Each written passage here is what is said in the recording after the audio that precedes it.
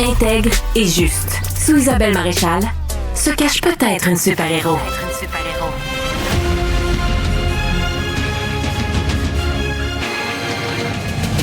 Isabelle Maréchal. Il y a à peu près le tiers des travailleurs au Québec qui disent qu'ils sont obligés de composer avec un niveau élevé de charge de travail. C'est l'INSPQ qui, donc l'organisme qui gère, qui s'occupe de la santé publique du Québec, l'Institut national de santé publique du Québec, qui nous donne ces chiffres-là. C'est à peu près 30% des hommes, 33% des femmes. Moi, je pense que les femmes n'ont pas toutes dit la vérité. Il y en a qui n'ont pas voulu avoir l'air de vivre une charge mentale, qui l'ont gardée pour elles, parce que le tiers des femmes qui subissent une charge mentale, je dirais que c'est plus.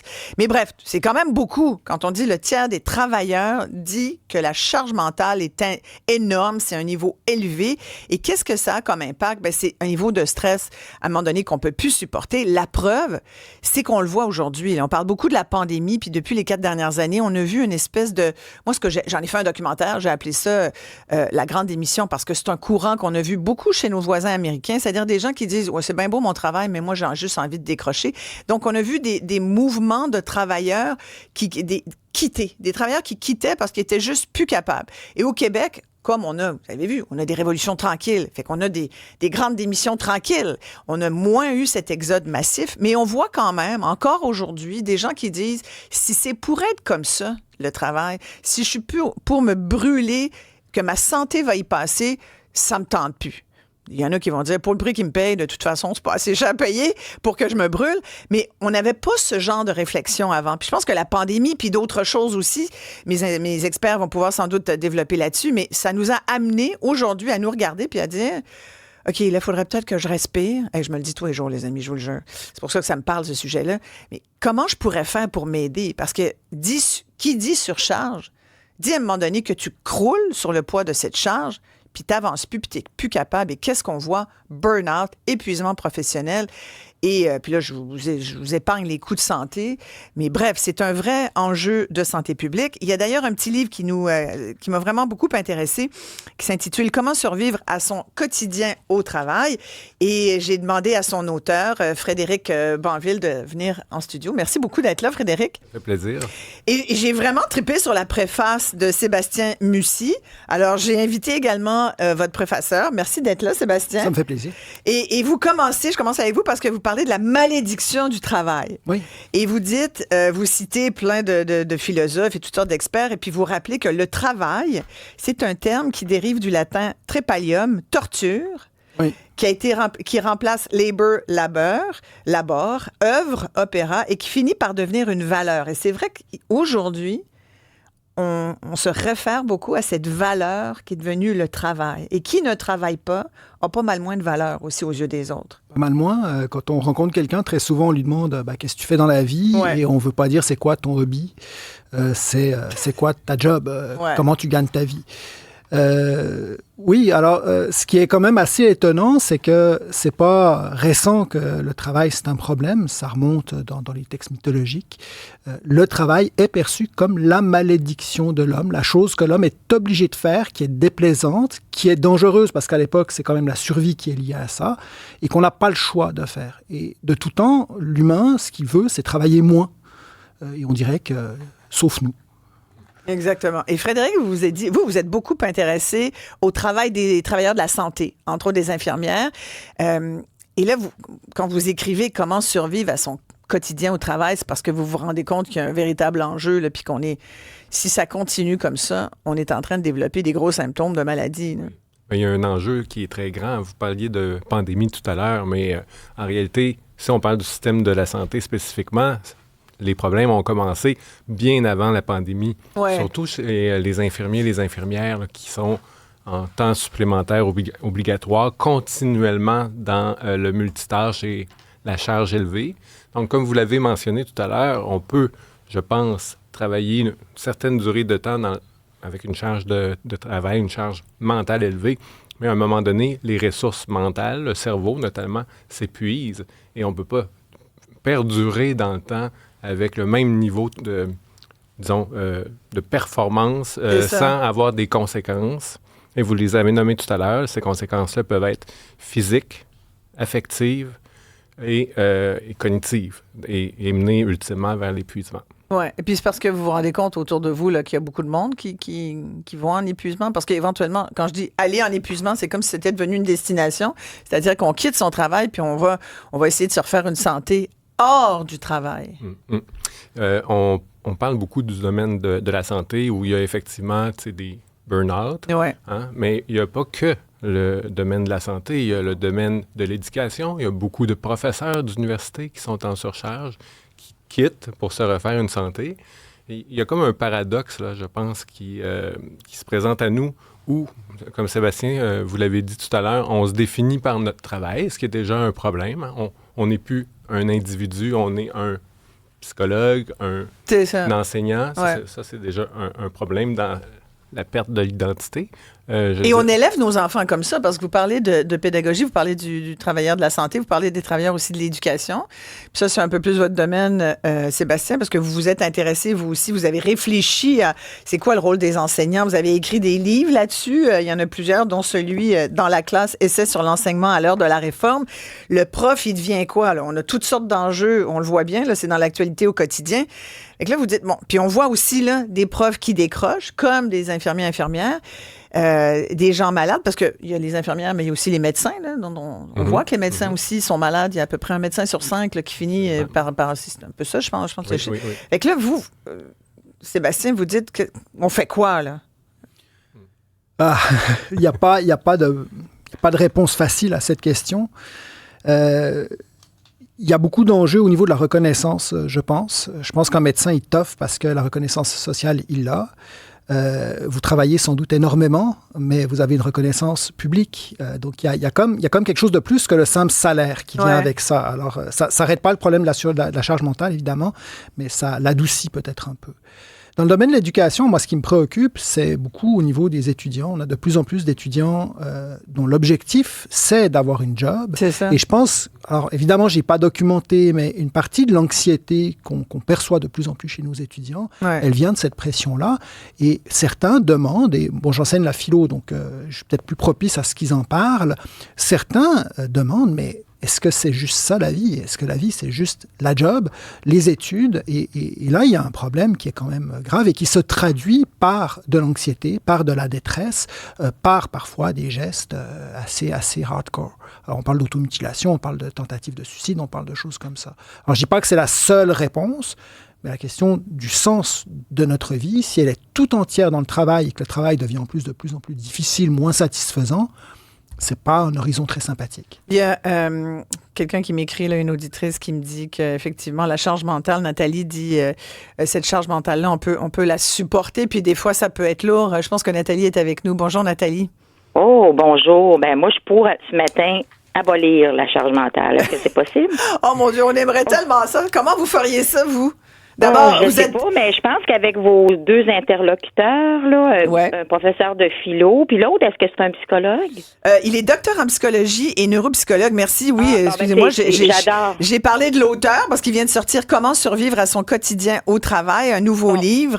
Et en même temps, il est docteur en psychologie et neuropsychologue. Oui. Ça va être un best-seller. Moi, je veux aller au Salon du Livre. Je pars de Saint-Hyacinthe quand ça va être le temps, puis je vais aller l'acheter, c'est sûr.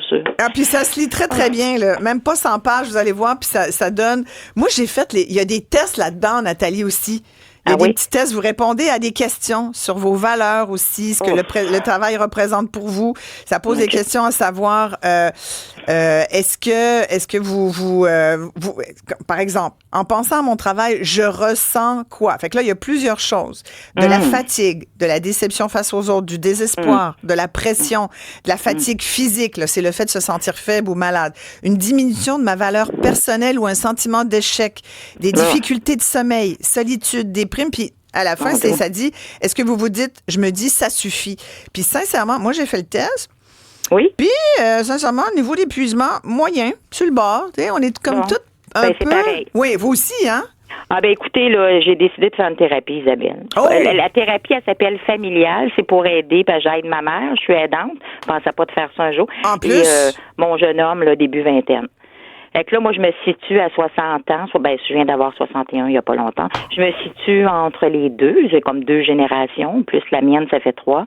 Et puis, je vous dis que c'est du travail. Puis, il va falloir que le gouvernement aide plus au niveau des aidants parce que j'ai vraiment presque rien. J'ai moins que l'aide sociale. Et ça contribue à votre surcharge mentale, là? Oui, parce que en plus, moi, j'ai eu un petit héritage et elles font comme la neige. Là, on n'a pas eu l'année passée. J'espère cette année qu'on va avoir beaucoup de neige. Puis je veux pas qu'elle fonde. Mais c'est parce que là, je suis gruge là-dedans. Puis une chance, je l'ai placé un petit peu, pas beaucoup, mais c'est beau, là, vouloir aider les autres, mais il faut s'aider soi-même avant. Hein. Comme dans l'avion, il faut mettre le masque avant. Puis Nathalie, dites-moi rapidement, c'est votre travail, ça a été quoi? Je vais faire comme tout le monde, je vais dire, qu'est-ce que vous faites dans la vie? Dans l'enseignement du sport, ma chère, et j'ai tiré ça à pile ou face. J'étais acceptée en criminologie à Montréal, puis dans le sport à Montréal et Sherbrooke. Puis c'est le seul regret que j'ai dans ma vie. Je voulais être criminologue, j'étais acceptée. Mais j'étais une balance ascendant balance. Puis ça fait quoi, ça? Ça fait qu'on aime, comme toi, j'étais peut-être pas balance, mais on aime beaucoup de choses. Je suis Gémeaux. Oui, mais on aime beaucoup de choses, on veut faire beaucoup de choses, puis à un moment donné, on peut faire des choix qui sont moins propices à nous. Ouais. Mais l'enseignement, quand j'étais là, par exemple, j'étais appréciée, là. Ouais. Mais l'enseignement, j'ai Sébastien Mussy avec moi ici, qui est prof aussi, qui est enseignant de philosophie, qui peut témoigner de ça. L'enseignement, c'est un magnifique métier. C'est comme le métier d'infirmière, le métier de donner des soins. Mais c'est devenu de plus en plus lourd, là, Nathalie. Très lourd, mais moi, je l'ai fait, écoute, là, j'ai arrêté à 39 ans, j'ai eu mon garçon à 39 ans, j'ai arrêté à 39 ans, puis ça fait 49, ça fait 20, 21 ans, là, si on calcule vite, là. Ouais. Puis après, vous avez été à la maison, vous avez fait d'autres choses? Un peu, parce que je l'ai eu à 39 ans et 3/4, mon garçon, que j'ai resté à la maison un petit peu, pas longtemps, parce que je l'ai élevé seul, puis j'ai travaillé après ça dans la vente et le marketing, puis j'ai quand même gagné bien ma vie, mais je pouvais plus voyager. Ouais, c'est ça. Fait que c'est ça, on passe une vie de travail. Merci, Nathalie. Hey, merci. Vraiment, merci beaucoup. Je pense qu'elle voulait me dire merci beaucoup. Mais c'est vrai qu'on passe notre vie à courir après l'argent. Il y a ça aussi. Est-ce que c'est pour ça, Sébastien Mussy, qu'on est devenus des travailleurs avant d'être autre chose? Ben, c'est sûr que l'argent est ce qui donne un statut dans notre société aujourd'hui. L'enjeu du salaire dans les différents corps de métier, c'est pas juste de l'argent, c'est aussi le statut qui est corrélé à ça. Puis après, on est pris, c'est-à-dire si vous faites des études, que vous avez des dettes, ou si vous avez des dettes pour d'autres raisons, ben vous êtes forcé de travailler, vous n'avez pas le choix, vous ne pouvez même pas déclarer faillite, c'est rendu quand même assez difficile. Alors, oui, non, l'argent joue un rôle là-dedans, et on est forcé de travailler, mais aussi parfois forcé de travailler plus qu'on le voudrait. Ce qui est surprenant quand même, c'est que le temps de travail n'a pas beaucoup diminué depuis le début du 20e siècle. Ça, c'est assez extraordinaire. Il y a Ghislain qui dit diminuer, parce que si on essaie de voir comment on peut s'aider, hein, Frédéric, c'est un peu le but de votre livre, comment survivre, il y a des façons peut-être de s'aider. Il y a Ghislain qui dit peut-être diminuer notre temps sur le cellulaire et vous allez voir, votre maladie mentale va diminuer de beaucoup. Bon, Ghislain, lui, il ne doit pas passer beaucoup de temps sur les réseaux sociaux, mais c'est vrai que ça se rajoute, ça, à la surcharge, Frédéric. Comment, ce que vous suggérez dans votre livre, entre autres, comme outil, vous dites, moi, je suggère de ralentir. Expliquez-nous le concept. Il y a tellement de choses à dire dans tout ce qui vient d'être dit. C'est fascinant. Nathalie demandait comment abolir la charge mentale. Ghislain répond lâche ton cellulaire, en quittant les écrans. Mais moi, j'aimerais rajouter à ça, soyez cohérents par rapport à vos choix de vie. C'est la principale... S'il y a un message à retenir aujourd'hui, ce serait celui-là. Quand Nathalie a à faire un choix, elle se demande est-ce que j'ai fait le bon choix de carrière ou le moins bon choix de carrière. Alors, l'idée ici est de se recentrer. Vous avez fait les activités, là, Isabelle, se recentrer sur soi en se posant la question où sont mes valeurs? Qu'est-ce qui est vraiment important pour moi? Et est-ce que, au détriment du travail... je bafoue d'autres choses qui sont importantes, comme Sébastien a parlé de hobby tout à l'heure, comme la famille. Est-ce qu'il y a des sacrifices que je fais pour travailler, puis est-ce que ces sacrifices-là valent la peine? Mais pour qu'on se rende à des niveaux de surcharge comme ça, mentale, ou que les gens se rendent malades puis disent on n'est juste plus capable, est-ce que c'est parce qu'on a justement fait ces choix-là puis c'était peut-être pas les bons? Est-ce qu'on a trop donné au travail? Je pense qu'on donne beaucoup au travail. Peut-être que pour certains de la population, c'est cohérent parce que travailler, ça fait partie des valeurs. Mais peut-être qu'il y a un abus aussi chez la plupart des gens où on surinvestit le travail pour différentes raisons. Tantôt, on parlait d'argent, on parlait d'image publique. Pourquoi? De reconnaissance. La question, c'est pourquoi faisons-nous ça? Puis, collectivement... Avez-vous une réponse à cette question-là? Pourquoi est-ce qu'on fait ça? Je pense que collectivement, dans notre société, là, on s'entraîne, puis on crée des règles arbitraires en disant, le travail, c'est ça qui est important. C'est par ceci que tu as un statut. Donc, si tu n'as pas de statut, donc tu es inutile. Tout à fait, c'est ce qu'on valorise. On dit, le travail, c'est la santé. Il y a aussi quelqu'un qui disait, ne rien faire, c'est la conserver.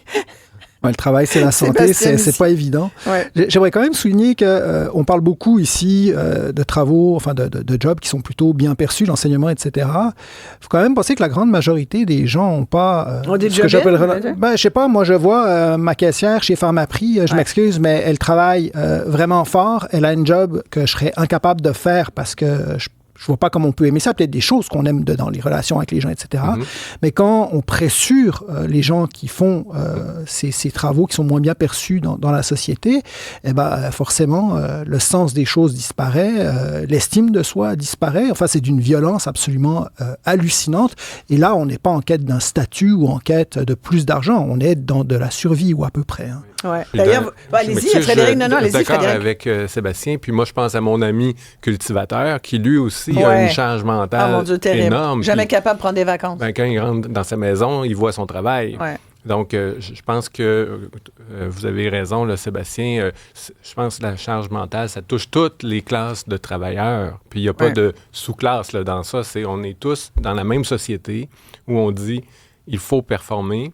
Il faut être rentable, il faut produire, et c'est notre société. Mais moi, j'ai l'impression qu'on est, et c'est pour ça que je voulais qu'on en parle ensemble ce matin, puis qu'on interpelle les auditeurs, puis André qui dit « Mon télétravail a vraiment amélioré ma vie ». De plus en plus de gens qui s'en rendent compte. Le fait de ne plus être pris, on parlait de la première heure, d'être pris dans la circulation, de la congestion, du fait qu'on s'embarque dessus, puis l'autre, de toute façon, il veut nous envoyer pète parce qu'il est juste pas capable. On devient de moins capable de supporter aussi, ça c'est inquiétant. Il y a Jasmin qui dit, moi j'ai un téléphone intelligent, il s'occupe de la charge mentale, tout est dedans, il m'envoie des rappels, pas de stress. Ça vous fait sourire, Sébastien Mussy, parce que vous dites justement, on nous a dit toutes sortes de choses, vous parlez même d'intelligence artificielle, puis vous posez la question, puis je sens que dans votre façon de la poser, vous remettez un peu en doute le fait que l'automatisation ou l'intelligence artificielle, ça soit des bonnes choses forcément pour l'humain. Ben, sans aller jusqu'à dire que c'est pas des bonnes choses. Il faut que ça soit encadré. Si on me dit que dans 10 ans, à la place de travailler 40 heures par semaine, 8 heures par jour, on me dit que je vais en travailler 30 à cause de ça, très bien. Sauf qu'historiquement, c'est pas ce qui s'est passé. La technologie se développe de plus en plus. On produit de plus en plus de valeur qui va dans les poches, excusez-moi de le dire comme ça, mais qui va dans les poches du 1% toujours les mêmes. Complètement. Et nous, on travaille toujours autant. Et même, il y a des gens qui tiennent le très beau discours de dire vous travaillez pas assez, vous travaillez pas assez fort, les syndicats, c'est un scandale. Le cégep, c'est des écoles où on apprend à rien faire. Enfin, des trucs complètement délirants. Alors que concrètement, la société... Donc, vous confirmez, on apprend bel et bien quelque chose au cégep. Ben oui, on apprend bel et bien quelque chose au cégep. C'est une période extraordinaire et on devrait la valoriser beaucoup plus. Oui. Mais bref, la technologie nous permet de travailler de plus en plus vite, mais on travaille toujours autant. Il y a quand même quelque chose qui marche pas, quoi. Ouais, puis je pense que vous mettez l'emphase aussi, Frédéric, sur un certain discours parce que dans sa préface, Sébastien écrit ce qui impose aux travailleurs de réapprendre régulièrement comment travailler, toujours se mettre à jour, tels eux-mêmes des machines dont le logiciel serait obsolète, donc de se réformer continuellement. Oui. Ça, c'est fatigant aussi. Là. Oui. On nous l'a dit, je parlais de la pandémie parce que depuis 4 ans, on n'arrête pas de nous dire qu'il faut se réinventer. On n'est juste plus capable du mot.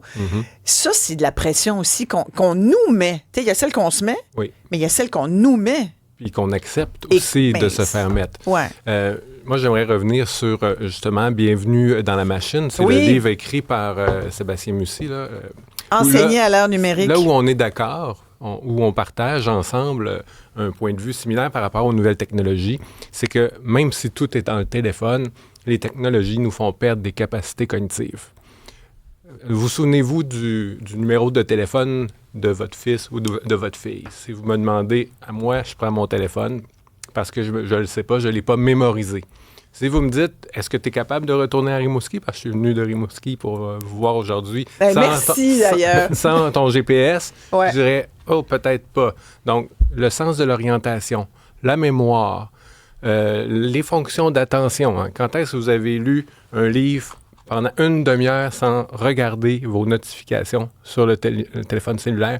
Ça se perd. Et vous parlez du multitâche, et vous dites dans votre livre, le multitâche, c'est aussi une surcharge mentale qu'on s'impose. On est bon pour le multitâche parce que on fait plein d'affaires en même temps. Le téléphone cellulaire nous permet de développer nos lobes frontaux, c'est eux qui organisent, qui planifient, tout ça.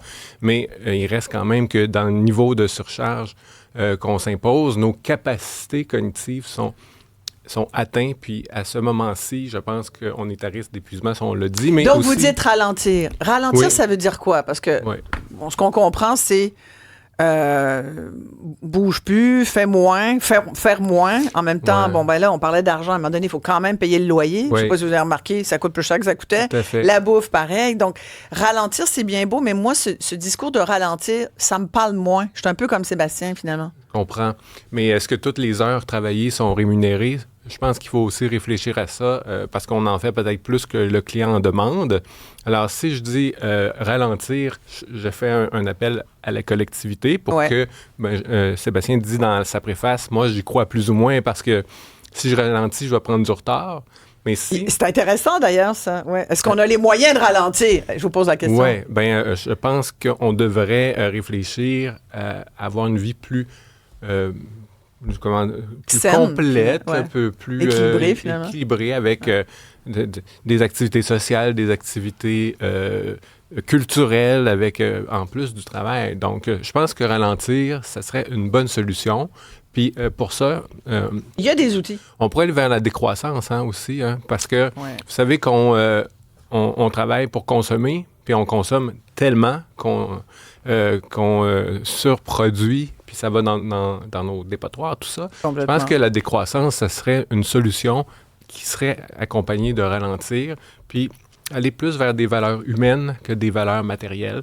Tout ça, là, ça nous rendrait peut-être un petit peu plus humains parce que, on dit, Sébastien, des fois, le travail, ça nous déshumanise. Complètement, c'est vrai. Donc, où va notre humanité puis comment la récupérer ou se la réapproprier? Un outil que vous suggériez, Frédéric Banville suggère de ralentir, de se poser, en fait, peut-être. On le dit de plus en plus, se poser. Les gens disent, maintenant, c'est dans le vocabulaire, j'ai envie de me poser, je prends du temps pour moi. Bon, il y a des gens sur qui ce genre d'étiquette-là collera pas. Je pense à tous les entrepreneurs qui n'ont juste pas les moyens de se poser quelque part parce que faut qu'ils continuent. Mais bon, Sébastien, vous, en terminant, vous suggéreriez quoi, là, puisqu'on est dans l'outil? J'ai pas de solution. Par contre, moi, j'ai fait le petit exercice comme vous sur le livre. Et vous êtes où, vous? Moi, je suis dans les gens qui aiment leur job et qui en acceptent ou qui en ont accepté beaucoup trop. Ouais. Je me souviens plus de l'échelle. Par contre, je trouve fascinant, ça nous oblige à faire un retour sur cette activité qu'est le travail, qu'on a rarement l'occasion de faire. Donc, le petit bouquin, pour ça, il est extraordinaire. Il force à essayer d'avoir cette lucidité sans compromis avec ces choix-là. Et je dis pas que c'est les seuls qui soient significatifs, mais en tout cas, on peut commencer par ça, à mon avis. Tout à fait. Puis j'ai beaucoup apprécié, Frédéric Banville, l'échelle de compassion, parce que ça nous montre qu'on devrait être un petit peu plus gentil envers nous-mêmes.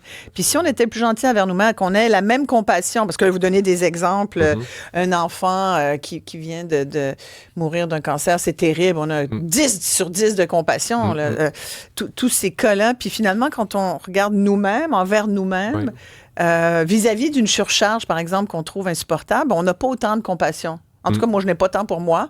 Puis si je vous posais la question, en tout cas, Sébastien vient d'y répondre, vous non plus. Pas tellement, non. Puis vous, Frédéric, avez-vous plus de compassion pour vous après avoir écrit ce livre? Chaque fois que je mets le regard sur le livre ou quand je l'écrivais, je me disais, est-ce que je suis un cordonnier bien chaussé? C'est ça. Et comme professeur d'université, je dirais que j'ai des croûtes à manger, là, ça c'est certain. Mais je pense qu'on en a tous, Frédéric. Mais moi, j'aimais cet aspect-là aussi. D'abord, ça nous donne l'occasion de effectivement se poser. Donc, votre suggestion de ralentir, ça marche. Oui, j'ai une autre suggestion, parce que le sous-titre, c'est quand Atlas rencontre Sisyphe. Oui, donc, là, il va falloir que vous nous fassiez un petit cours, puis là, on n'a plus le temps. Rapidement. Oui, Atlas, lui, soutient la Terre sur ses épaules. Oui. S'il décidait de la poser, est-ce que les humains perdraient tant du fait qu'il accomplit plus son travail comme il devrait. Ouais. Sisyphe, c'est celui qui monte la côte avec une grosse pierre à tous les jours, puis le soir Rendu venu, en elle haut. redescend, puis Ouais. c'est sa vie cyclique. Ouais. Alors, moi, j'ai Le envie de travail à la dire, chaîne, d'une Isabelle, certaine façon, sans signification. tu sais, prendre le même chemin mène toujours à la même destination. Dirait Si Einstein. vous aimez, Ouais. si vous aimez pas la Ouais. destination, parce que vous êtes épuisé et déshumanisé, alors changez de chemin. C'est Et ça. il n'y a rien qui doit être différent aujourd'hui, au moment où on se parle, pour faire un nouveau pas dans une autre direction. Mais là, ça sous-entend prendre des risques. C'est sûr que on peut toujours se dire, je fais de nouveaux apprentissages, et si cet apprentissage-là ne me convient pas, je reviens simplement en arrière. C'est pas une perte ni un échec. Ouais. C'est simplement un apprentissage qui me fait croire que ceci me convient moins. Donc, c'est pas tant un risque qu'une façon d'apprendre. Complètement, complètement. Mais là, vous venez de parler d'échec. La notion d'échec, surtout au Québec, je trouve qu'on a des grands enjeux avec la notion d'échec.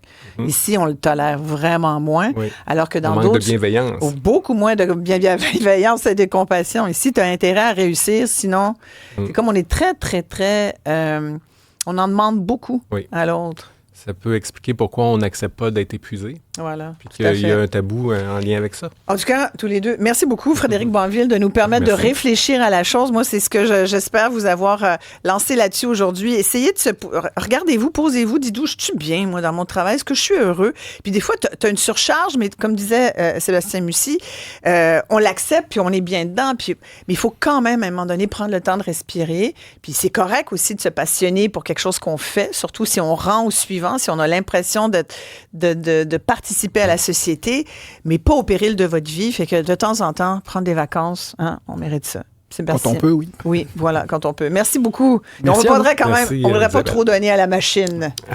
On Faudrait n'a pas trop le choix. que vous reveniez nous parler de ça, Ce sera Sébastien. avec plaisir. Mussy. Merci beaucoup. On s'arrête ici. Tout de suite après la pause, je reçois le docteur Jean-François Chicoine au moment où il publie l'histoire de Sainte-Justine et ses grands pans d'une histoire de soins au Québec. Quel hôpital fabuleux. On va quand même se questionner sur le sort des enfants au Québec en ce moment. À tout de suite, tout le monde.